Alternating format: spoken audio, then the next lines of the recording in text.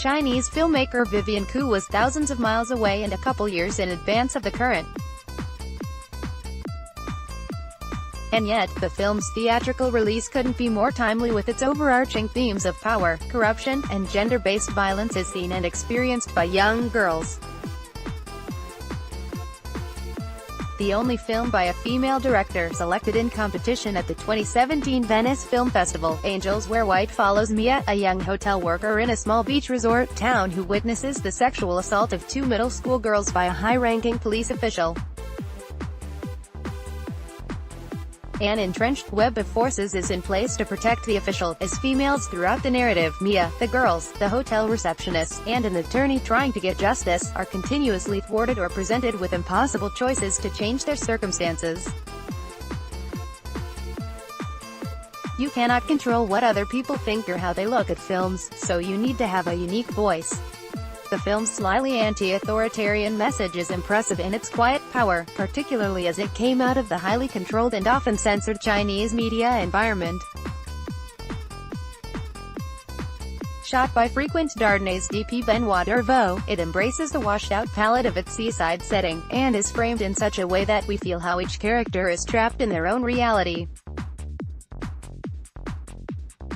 No Film School spoke with Qu about independent film in China, how to work with very young actors on sensitive topics, and more.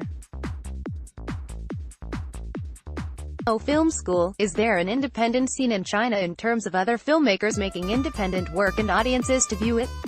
Vivian Qu, there is definitely an independent film scene, but it has changed quite a bit since the late 90s. That's really when the movement started. Because right now the Chinese commercial film market has grown really fast. Most young people, now when they graduate from film school they have the opportunity to immediately make big-budget commercial films, so for independent filmmakers, I think it's a bit smaller than before. But still there are young people trying to make independent films. But there are problems with financing, and censorship. For audience, it's still relatively small. Because traditionally, we don't have art house cinema. Art house films had to compete with the big blockbusters. Basically, you really see them in cinemas but maybe after a week, it's gone. I think a lot of people are trying to change this. Starting this year, we want to have some cinemas dedicated to art house films. But this is only starting. We're hoping in the next few years we'll be able to see more art house films in the market. Then we'll for sure know how big the art house audience is. Right now it's unclear, because it's been mixed in the past. NFS, you mentioned censorship. This film is not very friendly to authorities. What process did you have to go through to get the film out there? Qu, the producers and myself, we tried to communicate with the authorities about the film, and making sure that they understand the intention is really to draw attention to these important issues regarding young people. They recognize the artistic value of film, and they understand our intention is good. Finally, we were able to obtain the approval.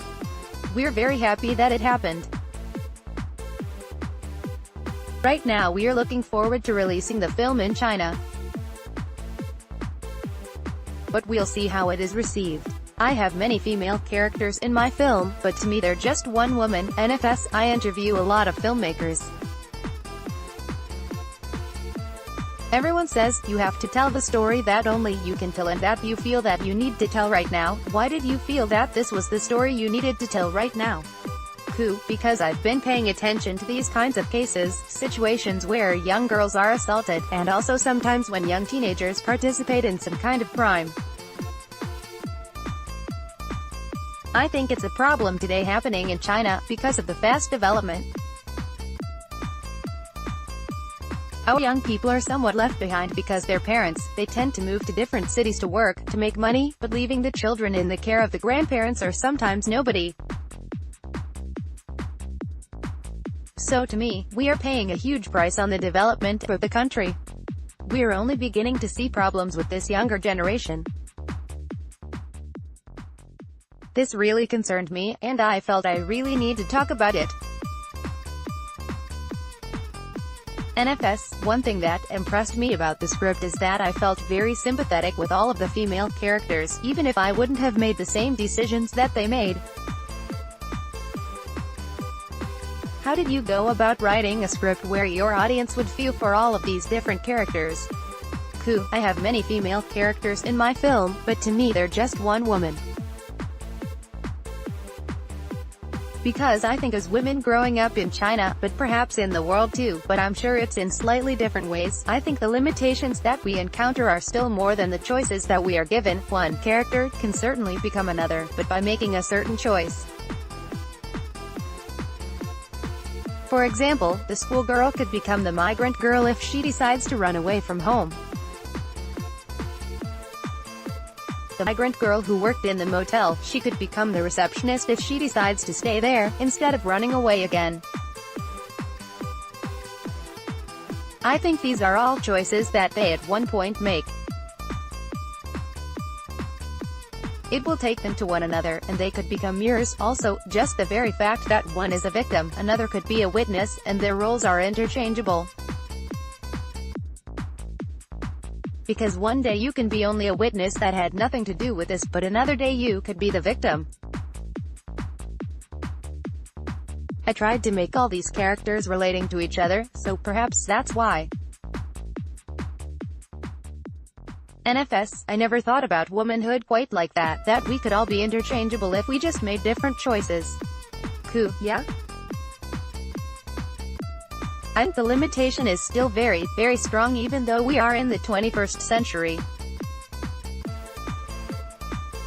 The truth is that, when we grow up with that kind of information and education of how a woman should be, how a woman should behave, the choices are given to you. And I think that is really the problem. Zhou Meijin and Zhang Xinyue in Angels Wear White, NFS. In terms of the film itself, I noticed there's very little music, but a lot of use of environmental sounds. Did you decide that from the beginning, or how did that evolve? Qu, yeah? Because this is a realistic film and the location is important, so that's why I wanted to really explore the sound, and use it only when it's absolutely necessary. That was a decision since the beginning. Pretty much all the sound is from the locations. We tried to really explore the sea, the ocean, the wind, the birds, the insects, just everything in nature. Also, we used the construction, the man-made sounds, and try to mix them in an organic way to help with the feelings and the emotions of the characters. FS, technically speaking, are the sounds actually from the location, or is it recreated from the location? Qu, it's a mixture. We built the soundtracks really based on the location sound. That's really what we tried to maintain, to be very truthful to the location. We also added some elements when it's needed. But really, we focus on the location sounds. I don't think the issue is where you're from. You just have to make the best film you can. NFS, in terms of your personal directing style, you had such young actresses dealing with these very adult conditions or situations. How did you communicate with them about the story so that it didn't scare them or turn them off? Qu, for the motel clerk Mia, we gave her only her half of the script to read, since this is two different story strands. It was only her half that she was given, without telling her too much about the backstory of the young protagonist. I told her, she's too busy to look back at her own life or to pity herself. She needs to save every minute to try to work, to make money, to move forward. Basically, I wanted the actress to really just focus on these things without thinking too much. Because otherwise with her young age, she might feel pity or sentimentality or something, and that's not what I want. I just wanted her to be tough, to be straightforward. This is how we worked with her. because she's still at school, so we'd send her to work in the motel to learn to clean the rooms, to fold the sheets. After a few days, even the cleaning lady at the motel believed she was here to apply for a job. Also, the parts that she had to learn to ride the moped, the physicality of the working girls, she had to really learn. With the youngest girl, when, at the time, the actress Jo Majan was only 11. We didn't give her the script. We didn't tell her what really happened, the theme of the film, because she was not able to understand it, although we communicated this with her parents. But for training her, she had no acting experience prior to making this film. We really just trained her. We gave her some very basic acting training for about 2 months. But then, we just focused on her relationship with her parents because this is something she could understand. We were very protective of her, and just basically tried to draw her understanding and experience from dealing with parents. Making her understand although she's from a very happy family, there are many other children who might not be as lucky as she is. Sometimes they have to choose one parent only to live with. We tried to tell her to understand how those little girls might feel. She was very good in understanding this, and she was very good in giving very intense performances.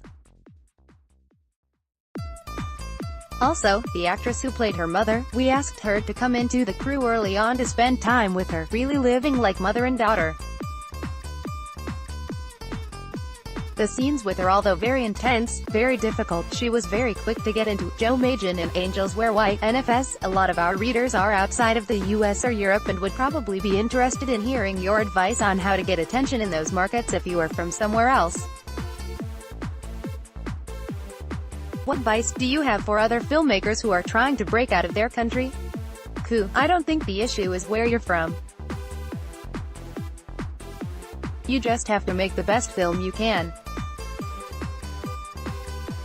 Because all festivals, they look at diverse cities, they look at films from different countries.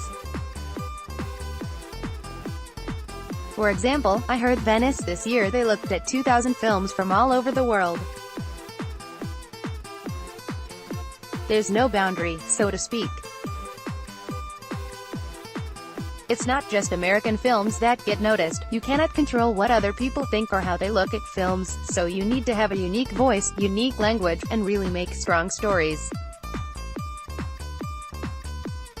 You can look at what films are out there, but by imitating others, it's no use, it won't get you anywhere. Because people look at what's unique. If I make a film like another Chinese filmmaker did 10 years ago, they'll be like, I've already shown this before. They won't show it. They want to see, this is different. We've never seen anything like that, from say China or from whatever country you are from. I think that's really the key.